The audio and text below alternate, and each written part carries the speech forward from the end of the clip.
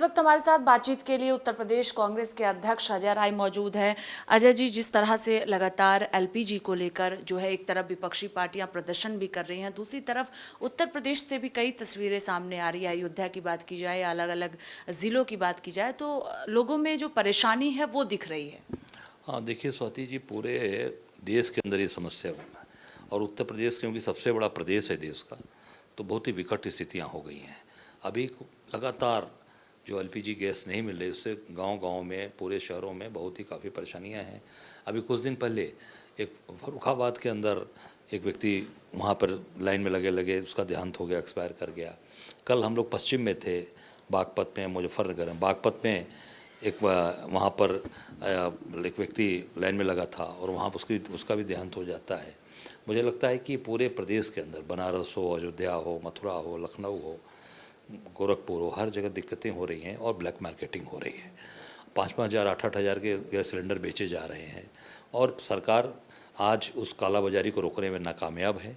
और उसमें मैं जहाँ तक कहूँगा कि जो भारतीय जनता पार्टी के जहाँ जहाँ भी इनके ओनर हैं, गैस ओनर, गैस के जहाँ जहाँ इनकी एजेंसीज़ हैं, जहाँ जहाँ लोग हैं, उस सरकार पूरी तरीके से वो मिलकर और ब्लैक मार्केटिंग कर रहे हैं और पूरी तरीके से आम जनता परेशान है। सर, मिडिल ईस्ट के जो हालात हैं उसको लेकर आज ऑल पार्टी मीटिंग भी बुलाई गई है। अब से थोड़ी देर बाद ऑल पार्टी बैठक की जाएगी। लेकिन राहुल गांधी की बात की जाए या अन्य विपक्षी दलों के नेताओं की बात की जाए, लगातार ये कहा जा रहा है कि विदेश नीति पूरी तरह से फेल है। यही वजह ये स्थिति देखने को मिल रही है भारत में। बिल्कुल, जो हमारे नेता आदरणीय राहुल जी ने बात कही है 100% सही है कि इनकी विदेश नीति पूरी तरीके से फेल है।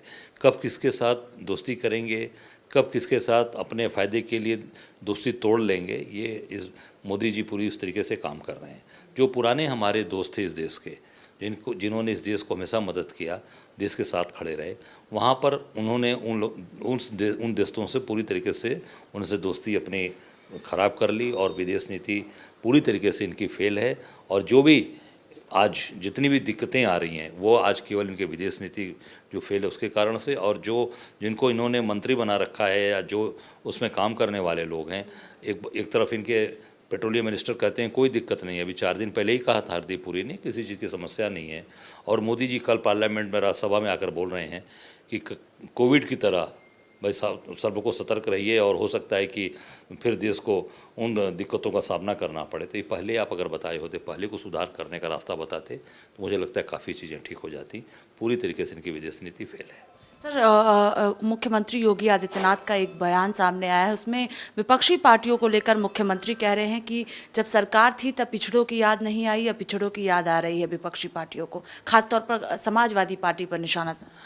देखिए, मैं इतना ही कहना चाहूँगा कि योगी जी की सरकार में कोई भी व्यक्ति खुश नहीं है।